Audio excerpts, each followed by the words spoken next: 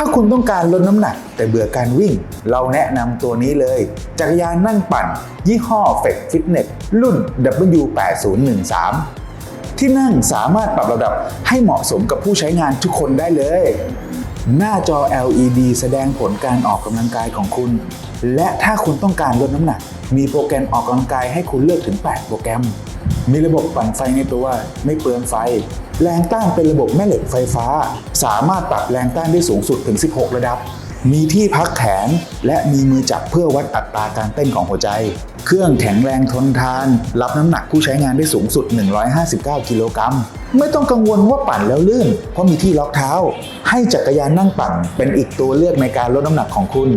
สนใจสอบถามข้อมูลเพิ่มเติมทักมาได้ที่ Fitness Expert ไทยทุกช่องทางเลยนะครับ